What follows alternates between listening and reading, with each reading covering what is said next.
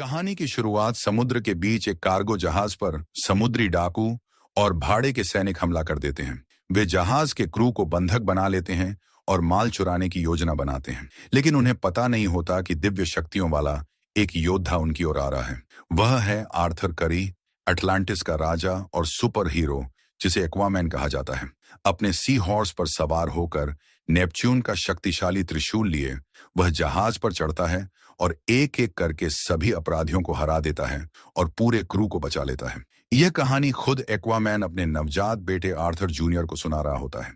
जब से आर्थर ने अपने असली जन्म का सच जाना और अपने भाई ओनारम को धरती की दुनिया पर हमला करने से रोका, तब से वह पिता, पति, हीरो और राजा इन सभी जिम्मेदारियों के बीच अपनी जिंदगी जी रहा है। एक सुबह आर्थर अपने पिता थॉमस के साथ गैराज में आराम कर रहा होता है। थॉमस उसे सलाह देता है कि जूनियर के लिए एक भाई भी होना चाहिए। आर्थर इस बात को लेकर निश्चित नहीं होता क्योंकि उसका अनुभव अपने भाई ओरम के साथ अच्छा नहीं रहा था। तभी दोनों देखते हैं कि जूनियर एक्वेरियम की मछलियों से बात कर रहा है। यह देखकर उसके पिता बहुत खुश हो जाते हैं।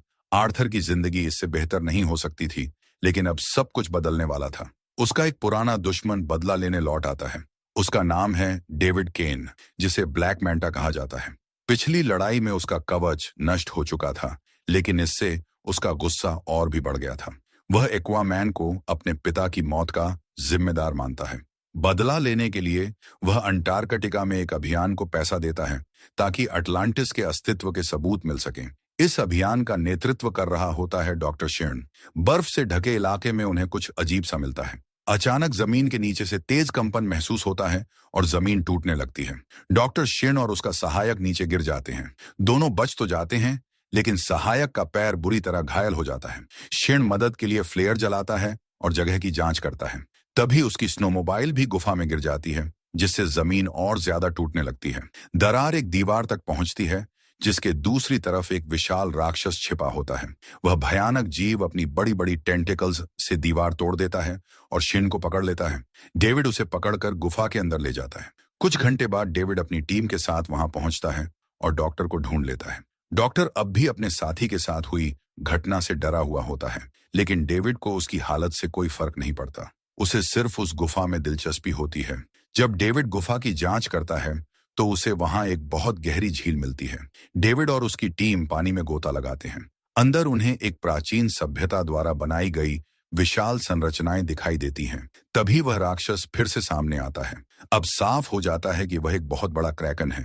वह विशाल जीव सभी गोताखोरों पर हमला कर देता है, डेविड पर भी। हमला होते ही डेविड झील की सबसे गहराई में गिर जाता है। वहां उसे एक रहस्यमयी आवाज सुनाई देती है, जो एक टूटे हुए त्रिशूल से आ रही होती है। बिना सोचे समझे डेविड उस त्रिशूल के दोनों टुकड़ों को जोड़ देता है। ऐसा करते ही एक शक्तिशाली सत्ता प्रकट होती है, जो डेविड से वादा करती है कि वह उसे एक्वामैन और अटलांटिस को हमेशा के लिए खत्म करने की ताकत देगी। डेविड इस प्रस्ताव को स्वीकार कर लेता है। पानी से बाहर आने के बाद वह त्रिशूल को ऊपर उठाता है और उसका नया धारक बन जाता है। 5 महीने बाद आर्थर को अटलांटिस की काउंसिल की तरफ से एक जरूरी मीटिंग के लिए बुलाया जाता है।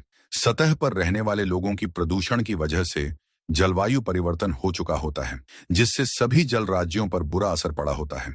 इस समस्या का समाधान जरूरी हो जाता है। आर्थर सुझाव देता है कि अटलांटिस को दुनिया के सामने आ जाना चाहिए और अपनी तकनीक साझा करनी चाहिए ताकि पर्यावरण को फिर से ठीक किया जा सके। लेकिन काउंसिल पुराने विचारों पर ही अड़ी रहती है। वे गुप्त रहना चाहते हैं और सतह की दुनिया पर अचानक हमला करने की सोचते हैं। अब अटलांटिस के राजा के पास कोई रास्ता नहीं बचता। हालात और भी खराब होने वाले होते हैं क्योंकि डेविड अब अपने लक्ष्य के बहुत करीब पहुंच चुका होता है। ब्लैक मैंटा का कवच फिर से बन चुका होता है।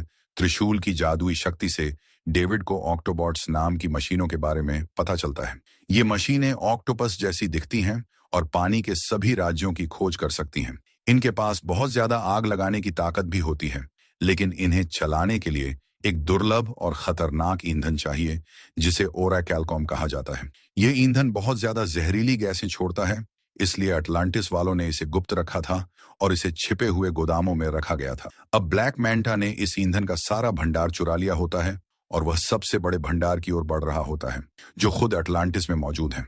अपनी पनडुब्बी से वह जल राज्य की ओर बढ़ता है और अपने साथियों के साथ एक ऑक्टोबॉट को चलाता है।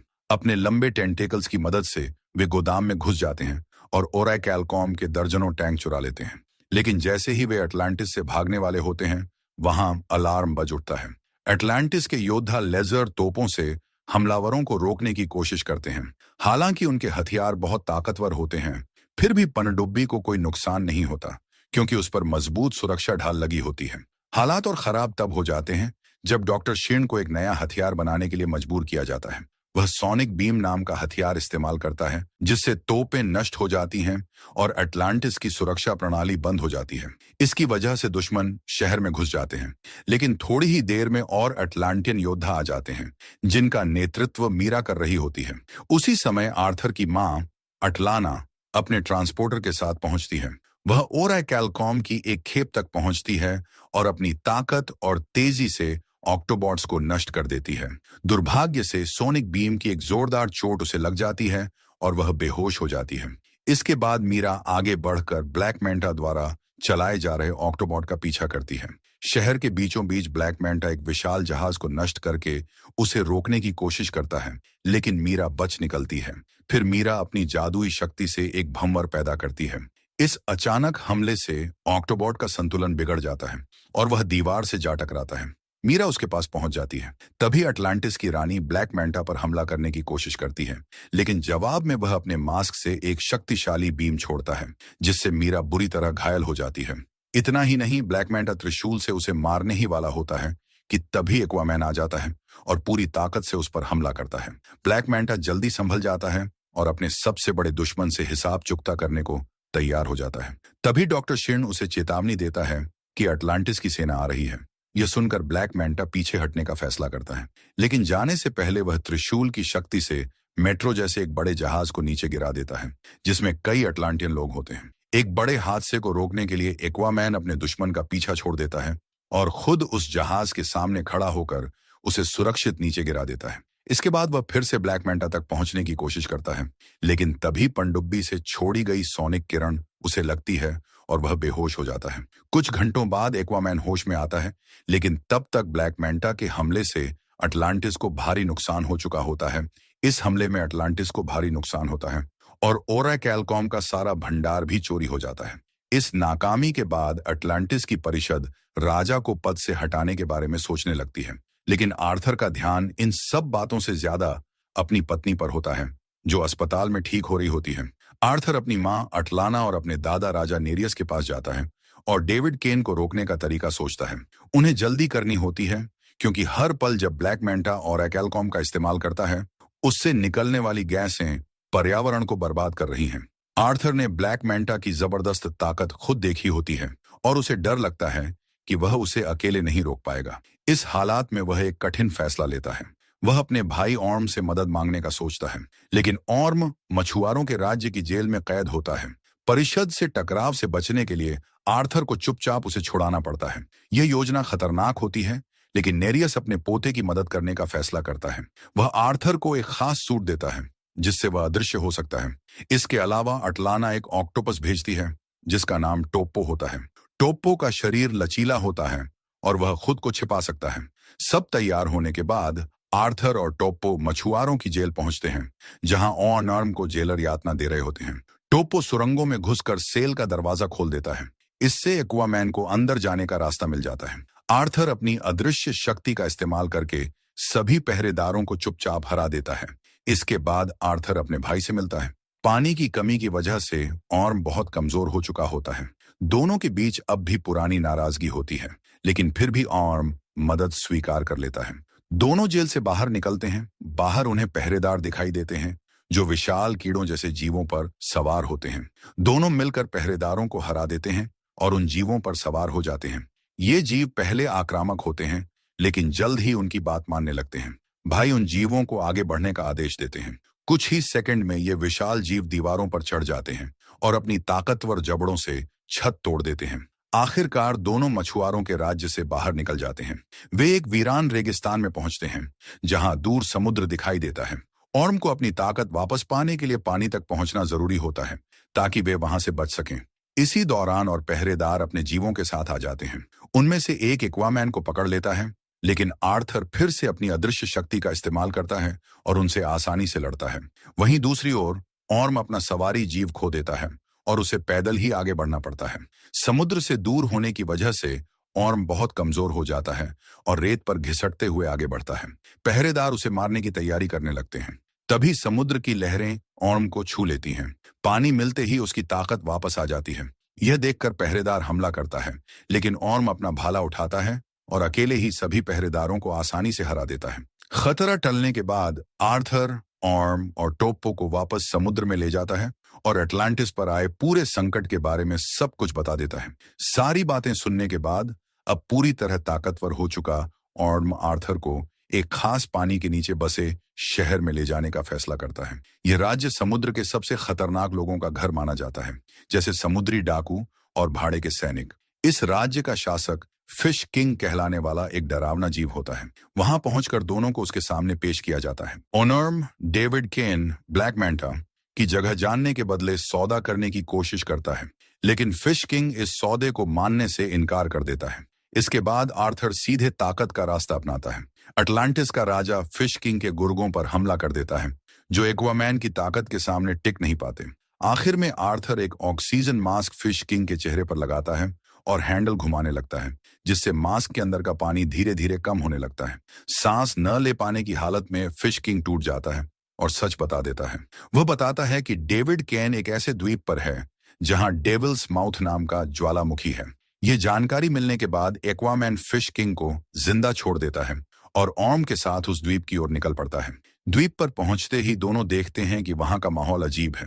पेड़ पौधे और जानवर सामान्य से कहीं ज्यादा बड़े और खतरनाक हैं। ऑर्म को लगता है कि यह सब ओराकैलकॉम से निकलने वाली गैसों का असर है। थोड़ी ही देर में यह बात सच साबित हो जाती है जब उनके सामने विशाल और मांस खाने वाले कीड़े आ जाते हैं। इतने सारे खतरनाक जीवों को देखकर आर्थर और ओनर्म जंगल से भागने लगते हैं। भागते भागते वे एक बहुत ऊंची चट्टान के किनारे पहुंचते हैं। आर्थर पानी में कूदने का सुझाव देता है, लेकिन ओनर्म चट्टान के किनारे एक अटलांटियन राजा की मूर्ति देखता है। उस पर लिखा होता है, सच्चा राजा पुल बनाता है। ओनर्म इस बात को शब्दों में सच मान लेता है और मूर्ति की ओर कूद जाता है। वह अपनी पूरी ताकत लगाकर मूर्ति को गिराने की कोशिश करता है। शुरुआत में वह हिलती तक नहीं है। पहले तो यह अच्छा विचार नहीं लगता, लेकिन कुछ ही देर में वह मूर्ति गिर जाती है और एक पुल बन जाती है, जिससे द्वीप के दूसरे हिस्से तक रास्ता खुल जाता है।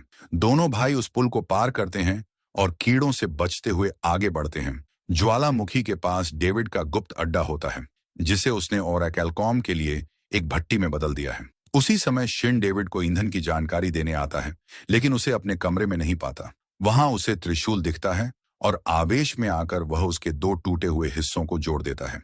इससे उसे उस दुष्ट शक्ति की झलक मिलती है जो डेविड को नियंत्रित कर रही है।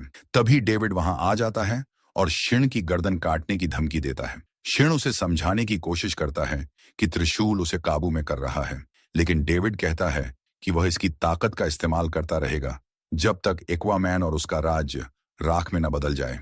रात होते ही ऑर्म और आर्थर डेविड के ठिकाने की तलाश जारी रखते हैं।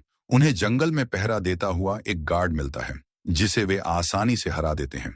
उसके निशानों का पीछा करते हुए वे गुप्त अड्डे तक पहुंच जाते हैं और कंट्रोल रूम में घुस जाते हैं। वहां उन्हें पता चलता है कि ओराकैलकॉम की भट्टी ज्वालामुखी के जरिए जहरीली गैसें बाहर छोड़ रही हैं। ऑर्म डर जाता है कि इससे पूरी धरती का पर्यावरण नष्ट हो सकता है और वह इसे रोकने का तरीका सोचने लगता है। अचानक शिन बंदूक लेकर उनके सामने आता है, लेकिन हमला करने के बजाय वह उनकी मदद करने का वादा करता है। वह आर्थर को चेतावनी देता है कि डेविड उस त्रिशूल के अंदर मौजूद एक दुष्ट आत्मा के वश में है।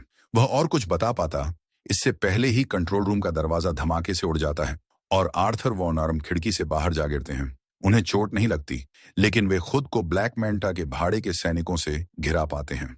ऑर्म अपनी शक्तियों से दुश्मनों पर हमला करता है और एक सैनिक से लेजर गन भी छीन लेता है, लेकिन तभी एक उड़ने वाली सैनिक उसे निशाने पर ले लेती है, जो जेट इंजन की मदद से उड़ते हुए उस पर गोली चलाती है। अपने भाई को खतरे में देखकर आर्थर एक बड़ा लोहे का हुक उस पर फेंकता है। वह सैनिक दीवार से टकराकर गिरती है और उसका इंजन फट जाता है। इस जीत के बावजूद अब ऑर्म के पीछे एक ऑक्टोबॉट लग जाता है, जो उसकी गोलियों से भी नहीं रुकता। आखिरकार वह विशाल मशीन अपनी लोहे जैसी टेंटिकल्स से ओनर्म पर हमला करती है और आखिरी बार करने ही वाली होती है। तभी आखिरी पल में आर्थर अपने भाई को बचा लेता है और ऑक्टोबॉट की टेंटिकल्स को पकड़ लेता है, लेकिन इससे आर्थर खुद आसान निशाना बन जाता है। मशीन उसे पकड़कर बेरहमी से मारने लगती है। अब ओनार्म की बारी होती है भाई की मदद करने की। वह एक भारी लंगर, एंकर और जंजीर देखता है और उसे ऑक्टोबॉट पर फेंक देता है। मशीन की टेंटिकल्स फंस जाती हैं और वह जमीन पर गिर जाती है। लगता है लड़ाई खत्म हो गई, लेकिन तभी ब्लैक मैंटा सामने आता है और दोनों भाइयों को आखिरी लड़ाई की चुनौती देता है। आर्थर और ओनर्म चुनौती स्वीकार करते हैं। भयानक लड़ाई शुरू होती है।